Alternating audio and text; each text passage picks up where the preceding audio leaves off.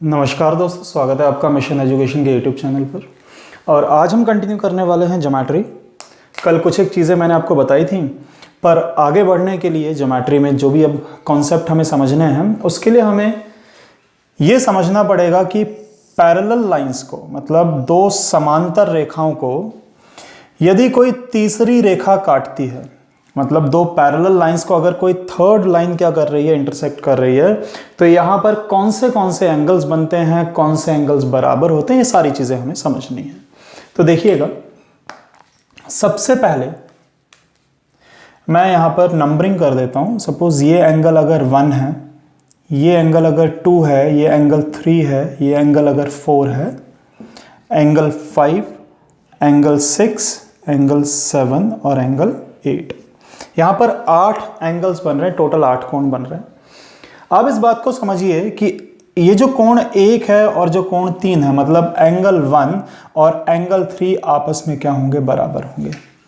और इन एंगल्स को क्या कहा जाता है, इन्हें कहा जाता है वर्टिकली अपोजिट एंगल्स कहा जाता है, इन्हें सम्मुख कोण कहा जाता है। तो सम्मुख कोण हमेशा क्या होते हैं, बराबर होते हैं। अगर बात करें कि और कौन से हैं वर्टिकली अपोजिट एंगल्स, तो वर्टिकली अपोजिट एंगल्स का एक जोड़ा आपके सामने ये है, 2 और 4 भी तो एक दूसरे के सम्मुख है। मतलब जैसे ही दो लाइन क्रॉस के फॉर्मेशन में होती हैं तो ये वाला और ये वाला वर्टिकली अपोजिट कहलाते हैं। तो आप देखिए इस बात को, 2 और 4 भी तो क्या होंगे, ये भी इक्वल होंगे, क्योंकि ये भी तो क्या है, सम्मुख कोण है भाई। इसी प्रकार 5 और 7 भी क्या होंगे, आपस में बराबर होंगे। और 6 और 8 भी आपस में क्या होंगे, बराबर होंगे। ये सारे ही क्या कहलाएंगे, सम्मुख कोण कहलाएंगे, वर्टिकली अपोजिट एंगल्स कहलाएंगे। इसके बाद एक चीज आप और समझिए कि ये जो एंगल 1 है और ये जो एंगल 5 है, ये भी आपस में बराबर है। 1 बराबर क्या है, 5 है। अब इन्हें क्या कहा जाता है कि जैसे दो समांतर रेखाएं तीसरी रेखा काट रही है। अब ये है हमारा राइट साइड और ये है हमारा लेफ्ट साइड। बात को समझिए, इस साइड जो भी एंगल बन रहा है ये हमारा राइट साइड हो गया, लेफ्ट साइड हो गया। अब सेम साइड या तो ऊपर की ओर या तो नीचे की ओर। मतलब अगर मैं राइट साइड ले रहा हूं तो देखिए, मैं इस साइड के एंगल्स की बात करूंगा, और ये है राइट साइड और ऊपर का कोण, ये भी है राइट साइड और ये है ऊपर का कोण। तो सेम साइड या तो ऊपर या तो नीचे की ओर जो एंगल्स बनते हैं, इन्हें कहा जाता है कॉरस्पॉन्डिंग एंगल्स। इन्हें कहा जाता है संगत कोण। अब संगत कोण भी हमेशा आपस में क्या होते हैं, बराबर होते हैं। जैसे 1 का संगत कौन सा है, 5, तो वैसे ही राइट साइड नीचे की ओर कौन सा बनेगा, 4, और राइट साइड नीचे की ओर कौन सा बन रहा है, 8, तो 4 और 8 भी आपस में बराबर।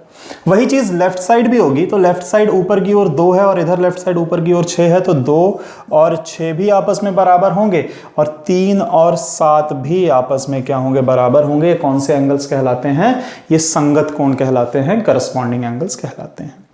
इसके बाद और हम देखेंगे और कौन से एंगल्स यहां पर बराबर होंगे। तो अब बात को समझिए कि ये जो एंगल 3 है और ये जो एंगल 5 है, मतलब पैरेलल लाइंस हैं, हमारी समांतर रेखाएं हैं। अब समांतर रेखाओं में एक लाइन इन्हें काट रही है, तो एक लेफ्ट साइड है और एक राइट साइड है। एक लेफ्ट साइड लिया और एक राइट साइड लिया, तो ऐसे एंगल्स को कहा जाता है अल्टरनेट। अल्टरनेट मतलब एकांतर। एकांतर मतलब एक इस तरफ है तो दूसरा तरफ, तो एक लेफ्ट साइड है और एक राइट साइड है, पर अल्टरनेट के साथ साथ, क्योंकि दोनों ही लाइंस के अंदर की ओर हैं, ये भी अंदर की ओर है और ये भी लाइन के अंदर की ओर है, तो अल्टरनेट इंटीरियर, अंतः एकांतर कोण कहलाएंगे।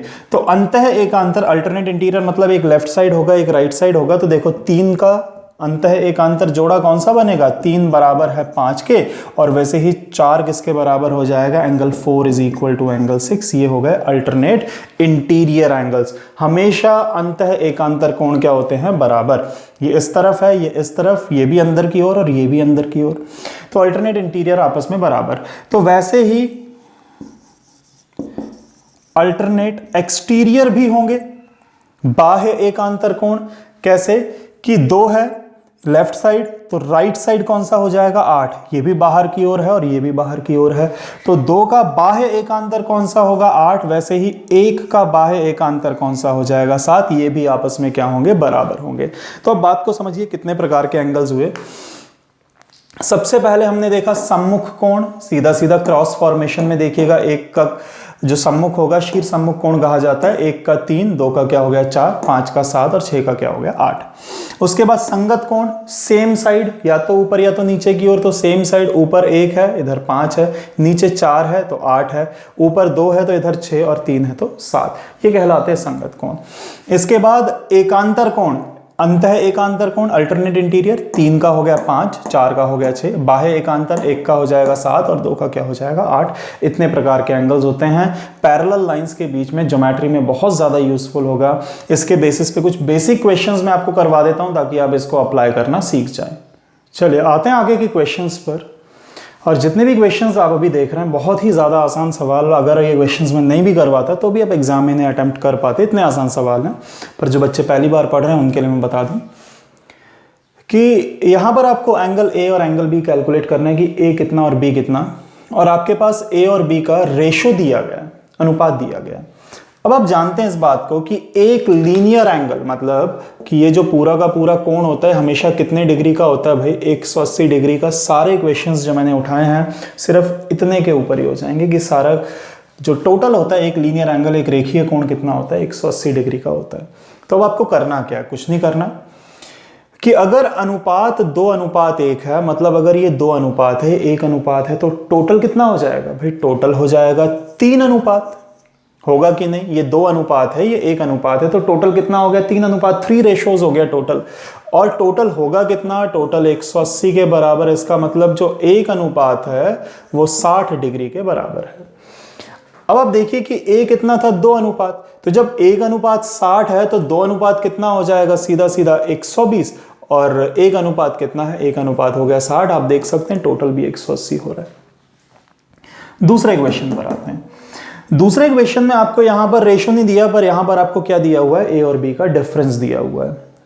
अब ए और बी का डिफरेंस दिया है, और ये बात आप जानते ही हैं कि भाई ए प्लस बी कितना होगा, ए प्लस बी बराबर 180 होगा। बात को समझिए, टोटल तो क्या होगा 180।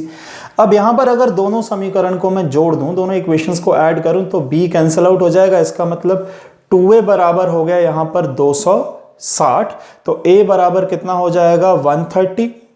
अब a की वैल्यू अगर 130 है तो किसी भी एक इक्वेशन में आप वैल्यू पुट कर दीजिए। अगर आप एक जगह रखते हैं यहां पर 130, 80 घट जाएगा, b की वैल्यू क्या आ जाएगी, b की वैल्यू सीधा सीधा 50 निकल के आ जाएगी।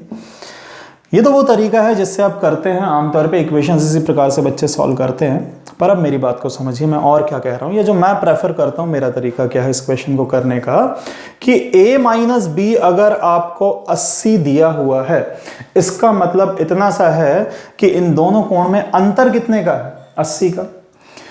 अब क्योंकि हम टोटल जानते हैं, टोटल क्या होता है 180 होता है, टोटल 180 होता है, तो या तो ये दोनों एंगल में कोई भी डिफरेंस नहीं होता, या तो अंतर होता ही नहीं। अगर अंतर नहीं होता तो ये दोनों कोण कितने के होते भाई, दोनों कोण 90-90 डिग्री के होते या नहीं होते। अगर दोनों में कोई अंतर नहीं होता, अगर दोनों कोण बराबर होते तो कितने होते 90-90 डिग्री, क्योंकि टोटल 180 होना चाहिए। पर हम जानते हैं कि अंतर कितने का, 80 का। अगर 80 का अंतर है तो एक 40 ज्यादा होगा और एक क्या होगा 40 कम, क्योंकि भाई 80 का अंतर लेकर आना है तो एक 40 ज्यादा और एक 40 कम। इसका मतलब ये हो जाएगा 130 और ये कितना हो जाएगा 50। आपके पास आंसर्स हैं और ये इतना आसान है कि आप मौखिक कर सकते थे, आपको पेन नहीं उठाना, इक्वेशन भी सॉल्व नहीं करना। दोबारा समझ लीजिए कि अगर दोनों कोण बराबर होते तो 90-90 के होते, पर क्योंकि हमें अंतर 80 का चाहिए तो एक क्या हो जाएगा 40 ज्यादा, एक 40 कम। अगर अंतर 20 का चाहिए होता तो एक 10 ज्यादा हो जाता, एक 10 कम हो जाता। बस इतनी सी बात है। चलिए आगे बढ़ते हैं। अगला जो क्वेश्चन आपके पास, यहां पर 3 एंगल्स हैं। फिर से हमें क्या करना है, कुछ नहीं करना भाई, तीनों का टोटल कर दीजिए। अब तीनों का टोटल करना क्या बड़ी बात है, x है 50 है 2x है और -20 है, तो टोटल क्या हो जाएगा, चलिए मैं लिख देता हूं, x + 50 + 2x - 20 बराबर क्या हो जाएगा 180। चलिए ऐड करते हैं, 3x हो जाएगा, ऐड करेंगे 30 हो जाएगा, इज इक्वल टू क्या हो जाएगा 180। तो 3x इज इक्वल टू क्या हो जाएगा भाई, 30 उधर जाके माइनस होगा तो 150, x की वैल्यू क्या निकल के आ रही है 50। यही इस क्वेश्चन में आपसे पूछा गया था। जो भी क्वेश्चंस मैं करवा रहा हूँ सारे एग्जाम में आए हुए सवाल है, तो बहुत ही आसान है। आप मौखिक जोड़ सकते हो भाई, 2x और x जोड़ेगा 3x आएगा, 50 माइनस 20 कितना हो गया 30 हो गया, बराबर क्या रख दो 180 रख दो, x की वैल्यू निकल के आ गई। आते हैं इस क्वेश्चन पे, चलिए बात करते हैं रेशो की। एक है 5 रेशो, 4 रेशो और 6 रेशो। तो टोटल कितना हो जाएगा, टोटल हो जाएगा 5 4 9 और 6 कितना हो गया 15 रेशो टोटल हो रहा है। और 15 रेशो का टोटल कितने के बराबर हो जाएगा भाई 180 के बराबर। तो यहां से अगर आप कैंसिल आउट करेंगे तो 1 रेशो कितना निकल के आ जाएगा 12 निकल के आ गया, एक अनुपात की वैल्यू, क्योंकि टोटल कितना हुआ, टोटल हुआ 15 अनुपात जो कि 180 के बराबर, एक अनुपात क्या आ गया 12। तो कोई सा भी निकाल लीजिए, एक अनुपात 12 है तो 5 अनुपात कितना होगा 12 पंजे 60 होगा, 4 अनुपात 12 4 जार 48 हो जाएगा एंड 12 6 जार 72। ये आपके क्वेश्चन के आंसर हो गए। आप चाहें तो तीनों को ऐड भी करके देखेंगे तो टोटल क्या निकल के आएगा 180 निकल के आएगा। बहुत ही आसान सवाल थे, आप चाहें तो इन्हें रिवाइंड करके दोबारा से देख सकते हैं। बहुत ही आसान सवाल, पर अब हम कुछ अच्छे क्वेश्चंस करेंगे और कुछ नए कॉन्सेप्ट भी सीखेंगे। चलिए बढ़ते हैं आगे और कुछ नया समझते हैं। जैसा कि हम पैरेलल लाइंस के बारे में आज पढ़ रहे हैं, समांतर रेखाओं के बारे में, तो ये अगर दो पैरेलल लाइंस हैं, समांतर रेखाएं हैं, एक लाइन इन्हें काट रही है, इंटरसेक्ट कर रही है। अब आप बहुत ठंडे दिमाग से बात को समझिए कि ये अगर एंगल थीटा है और ये वाला एंगल अगर फाई है, तो क्या मैं ये कह सकता हूं कि थीटा प्लस फाई बराबर कितने डिग्री होगा भाई 180 डिग्री होगा, क्योंकि लीनियर एंगल है, रेखीय कोण तो 180 होगा। अब अगर ये फाई है तो ये वाला भी क्या होगा फाई ही होगा, होगा या नहीं भाई, क्योंकि ये क्या होगा, ये अल्टरनेट इंटीरियर एंगल्स, अंतः एकांतर कोण। तो अगर थीटा प्लस फाई अगर 180 है तो अब मैं इस फाई को यहां से अगर हटा दूं तो मैं ये कह सकता हूं कि पैरेलल लाइंस को काटने वाली कोई तीसरी लाइन जो होती है, एक साइड जो एंगल बनाएगी उनका टोटल क्या होगा, उनका टोटल 180 डिग्री होगा। बहुत ही आसान सी बात है और बहुत ही ज्यादा यूजफुल है पैरेलल लाइन के क्वेश्चन को सॉल्व करने में। मतलब कि अगर ये वाला एंगल 100 है तो मैं तुरंत बता दूंगा कि ये वाला एंगल क्या होगा 80 डिग्री, अगर ये दोनों लाइंस क्या हैं पैरेलल। पैरेलल लाइन का नोटेशन ऐसा होता है, अगर एरो बना दिया, अगर एग्जाम में लिखा हुआ ना आए, अब बात को समझिए, जैसे दो रेखाएं बनी हुई हैं, एरो लगा दिया इन्होंने इस प्रकार से, अगर लिखा हुआ नहीं है तो आपको समझ जाना है कि दोनों रेखाएं क्या है, समांतर है ना। अब मैंने क्या बात कही कि पैरेलल लाइंस हैं तो ये वाला 100 है तो ये 80 होगा, क्योंकि ये अंदर की और ये भी अंदर की ओर, दोनों का टोटल हमेशा क्या होगा, टोटल 180 डिग्री होगा। ये चीज मैंने अभी आपको प्रूफ करके बताई है। कितना होगा टोटल 180 डिग्री। एक और छोटा सा एग्जांपल अगर मैं आपको बताऊं कि अगर ये वाला एंगल आपको 30 दिया हुआ है तो आप बता सकते हैं ये वाला कितना होगा भाई। ऑब्वियस सी बात है 30 होगा तो 180 में से 30 गए तो कितने बचे भाई 150 डिग्री का ये वाला एंगल, क्योंकि टोटल क्या होना चाहिए 180 एक तरफ का। अगर इस तरफ का 180 है तो उस तरफ का भी क्या होगा 180 ही होगा। ये बेसिक सा कॉन्सेप्ट है। एक आधा क्वेश्चन मैं आपको इसके बेसिस पे करवा देता हूं। चलिए आते हैं अगले क्वेश्चन के ऊपर। क्वेश्चन बहुत ही ज़्यादा आसान है और आपको दिया है ए बी पैरेलल है सी डी के, मतलब रेखा ए बी और सी डी के हैं आपस में समांतर। ए और ये जो एंगल सी है ये आपको दिया है, ये वाला एंगल पूछा है। क्वेश्चन को करने के बहुत सारे तरीके हैं, 5 से 6 तरीके तो अभी मेरे दिमाग में आ रहे हैं कैसे कैसे हम इसे कर सकते हैं, पर मैं कोशिश करूँगा कि आसान तरीके आपको बताऊँ। मैं डायग्राम को फिर से रीड्रॉ करता हूँ और आप समझने की कोशिश करना भाई, बिल्कुल कठिन नहीं है। बच्चे न जाने क्यों क्वेश्चंस को देख के कंफ्यूज हो जाते हैं ज्योमेट्री के, काफ़ी आसान सवाल है। मैंने क्या किया, यहाँ पर एक और पैरेलल लाइन ड्रॉ करी जो कि ए बी और सी डी दोनों के ही पैरेलल है। अब आप इस बात को समझिए कि अगर ये वाला एंगल 120 है तो भाई क्या ये वाला 60 होगा या नहीं होगा, क्योंकि मैंने अभी आपको समझाया कि अगर दो पैरेलल लाइंस हैं, दो समांतर रेखाएं हैं और अगर कोई तीसरी लाइन उन्हें काट रही है तो इसका और इसका टोटल क्या होगा 180 डिग्री होगा। तो वही चीज तो यहां पर हो रही है, ये लाइन और ये लाइन तो आपस में पैरेलल है, तीसरी लाइन अगर इन्हें काट रही है तो इनका टोटल 180 होना अनिवार्य है। इसका मतलब ये अगर 120 है तो ये 60 होगा। और भाई अगर ये कितना है, ये अगर 130 है तो ये वाला कितना होगा, 50 होगा। भाई हमारा काम हो चुका। ये जो एंगल है टोटल कितना आ रहा है, 60 और 50, मतलब कितना आ रहा है, 110 डिग्री ये कोण निकल के आ रहा है। तो क्या किया हमने भाई, हमने कुछ नहीं किया कि ये 120 है तो मैंने यहाँ पर एक और लाइन लगा दी, ये कितना हो जाएगा 60, और अगर ये 130 है तो ये कितना हो जाएगा 50, क्योंकि एक तरफ के एंगल्स का टोटल क्या होना चाहिए 180, तो ये पूरा का पूरा क्या हो जाएगा 110 डिग्री हो जाएगा। एक चीज मैं आपको और समझाने की कोशिश कर रहा हूं भाई, समझना बात को। ये हैं दो पैरेलल लाइंस। अब यहां पर एक लाइन नहीं काट रहे, यहां पर दो लाइंस हैं इस प्रकार से, एक लाइन ये हो गई, एक लाइन ये हो गई। अब यहां पर अगर जैसे कि डायग्राम आपके सामने, यहां पर यही चीज हो रही है, दो पैरेलल लाइन को कितनी, दो लाइंस कट कर रही हैं। एक लाइन की बात होती जैसे कि अगर ये वाली लाइन है, ये वाली लाइन, दो पैरेलल लाइंस को एक लाइन काट रही है तो एक तरफ के कोणों का योग कितना होगा 180 डिग्री, और अगर दो लाइंस काट रही हैं तो एक तरफ के कोणों का योग कितना हो जाएगा भाई 360 डिग्री। बहुत ही आसान सी बात है। कैसे कि अगर ये एंगल A है, ये B है, ये एंगल C है और ये D है, तो मैं जानता हूं कि A प्लस B भी 180 होगा और C प्लस D भी क्या होगा 180, तो चारों का टोटल क्या हो जाना है 360 हो जाना है। तो वही चीज इस क्वेश्चन में हो रही है। एक अगर दो पैरेलल लाइंस को एक लाइन काटती है तो टोटल कितना होता है 180, पर अगर दो लाइंस बन रही हैं तो एक तरफा कोणों का एक साइड या तो लेफ्ट या तो राइट साइड का टोटल क्या हो जाएगा 360 डिग्री। तो अगर ये एंगल मुझे निकालना था तो मैं जानता हूं कि तीनों का टोटल क्या होने वाला है 360 होने वाला है। तो 120 और 130 भाई 250 तो यही हो गया, तो 360 में से 250 तो हो गया, तो बचा कितना, बचा 110 हो गया। कुछ नहीं करना, आप मौखिक कर सकते हैं सवाल को कि पैरेलल लाइंस का कॉन्सेप्ट है, सिर्फ एक लाइन काटेगी, अगर पैरेलल को एक लाइन काटेगी तो एक तरफ के कोणों का योग क्या होगा 180, पर अगर पैरेलल को दो लाइंस काटेंगी तो एक तरफ के कोणों का योग क्या हो जाएगा 360 डिग्री हो जाएगा। बहुत ही यूजफुल कॉन्सेप्ट है, क्वेश्चंस एग्जाम में आते रहते हैं। चलिए बढ़ते हैं आगे, अगले क्वेश्चन को देखते हैं। क्वेश्चन है आपके सामने, यहां पर ये जो दोनों लाइंस हैं ये आपको पैरेलल बताई गई हैं और ये वाला एंगल आपसे पूछा गया है। तो कैसे किया जाए इस क्वेश्चन को, करने के बहुत सारे तरीके हैं भाई, फिर से काफ़ी सारे तरीके, आप चाहें तो ट्राइंगल कंप्लीट करके भी इस क्वेश्चन को कर सकते हैं, पर वैसा कुछ नहीं करना। तो भाई आप इस वर्टेक्स पे क्या करो, इस पॉइंट पे एक और पैरेलल लाइन बना दो। ये 30 है तो ये भी तो 30 ही होगा। कैसे होगा भाई और क्यों होगा 30?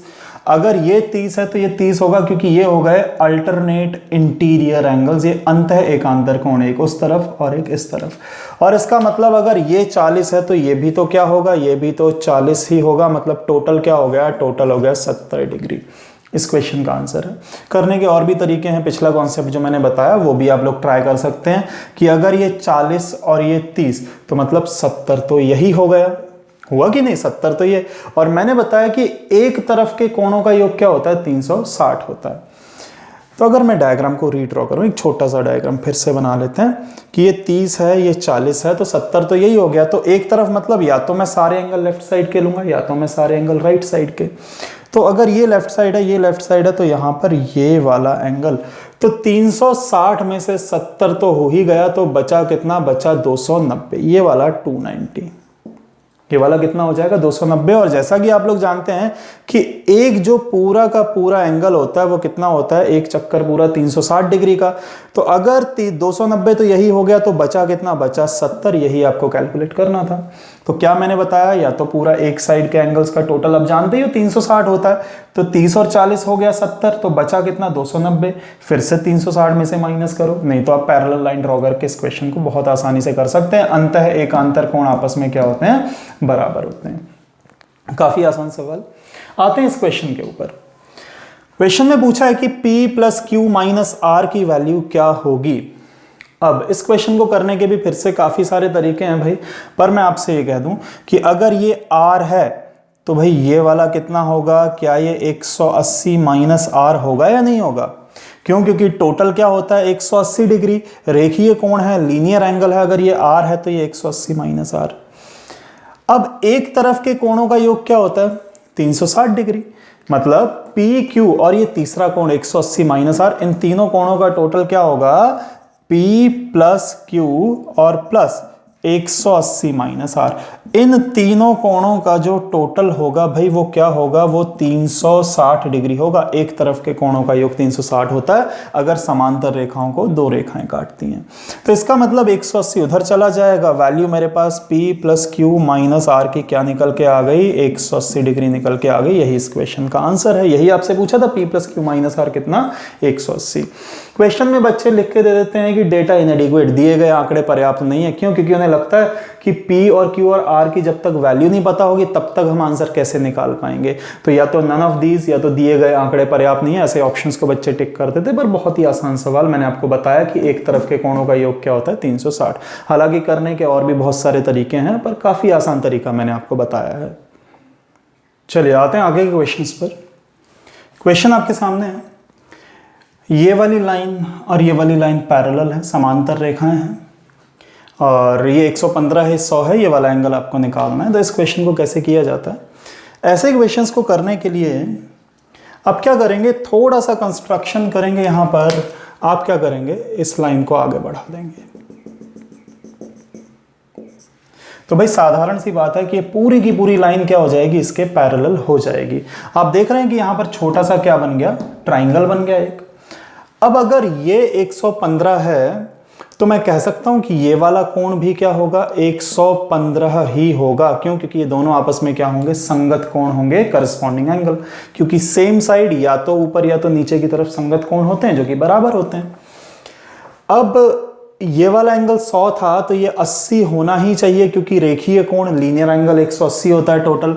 और ये 115 है तो ये वाला क्या हो जाएगा, 65 होगा। क्यों? क्योंकि ये भी लीनियर एंगल, टोटल क्या होना चाहिए, 180। अब त्रिभुज में अगर तीसरा कोण मैं x मान लूं तो तीनों कोणों का योग मतलब 80 प्लस 65 प्लस x, तीनों का टोटल क्या होता है भाई, हम जानते हैं 180। तो सारी चीजों को सिंप्लीफाई करके x बराबर क्या आ जाएगा, 35 डिग्री निकल के आ जाएगा, जो कि इस सवाल का सही उत्तर है। तो क्या किया मैंने सिर्फ इस लाइन को एक्सटेंड कर दिया, एक ट्राइंगल बना लिया। ये 100 है तो ये 180 क्योंकि लीनियर, ये 115 तो ये 65 क्योंकि ये भी रेखीय कोण, और तीनों का टोटल क्या रखा मैंने, 180 के बराबर। करने के और भी बहुत सारे तरीके हैं। फिलहाल क्योंकि मैंने ट्राइंगल्स आपको पढ़ाया नहीं है तो यहाँ पर एक्सटीरियर एंगल्स की प्रॉपर्टी भी लग जाएंगी। तो जब हम ट्राइंगल पढ़ेंगे तो ऐसे इक्वेशंस और अच्छे से कर पाएंगे। अब जब मैं ये क्वेश्चन क्लास में कराता हूं तो बच्चे ये पूछ लेते हैं कि सर हमें कैसे पता कि 180 ही होगा। कुछ डेरिवेशन पता सबको है, पर डेरिवेशन की डिमांड करते हैं कि त्रिभुज के कोणों का योग 180 ही क्यों होता है। तो मैं एक छोटा सा डेरिवेशन आपको बता देता हूं, ज्यादा कॉम्प्लेक्स ना करते हुए। दो समांतर रेखाएं, इनके बीच में मैंने त्रिभुज बना दिया, ट्राइंगल बना दिया।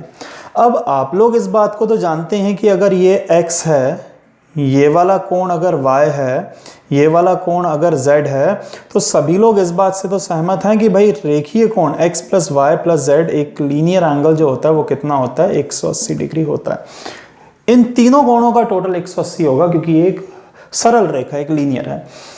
तो अगर ये x है तो क्या ये x होगा या नहीं होगा? भाई ये x है तो ये भी तो क्या होगा, x। क्यों? क्योंकि अंतः एकांतर कोण, ये अल्टरनेट इंटीरियर। और अगर ये z है तो ये भी तो क्या होगा, ये भी z होगा। फिर से क्या हो गया, ये और ये अल्टरनेट इंटीरियर। तो भाई तीनों का योग x, y और z मिलाकर क्या हो गया, 180। मतलब ट्राइंगल के एंगल्स का सम क्या होता है, हमेशा 180 डिग्री होता है। बहुत ही आसान सा डेरिवेशन। हालांकि हम पॉलीगन से भी इस चीज को समझेंगे कि पॉलीगन अभी हम और भी बहुत कुछ पढ़ेंगे उसके बारे में, ट्राइंगल्स के बारे में बहुत कुछ पढ़ेंगे। चलिए आते हैं इस क्वेश्चन को पहले कर लेते हैं। यहां पर ये 100 दिया है, ये 50 दिया है, ये वाला एंगल पूछा है। कोई कठिन काम नहीं है। आप चाहो तो इस लाइन को बढ़ा लो, चाहो तो इस लाइन को, मैं इस वाली को बढ़ा देता हूं ताकि डायग्राम थोड़ा बड़ा बन जाए, चीजें अच्छे से समझ में आए। ये 100 है तो क्या ये भी 100 होगा या नहीं होगा? ये भी 100 डिग्री होगा। कैसे होगा? क्योंकि ये और ये आप दोनों आपस में संगत कोण होंगे, करस्पॉन्डिंग एंगल्स होंगे।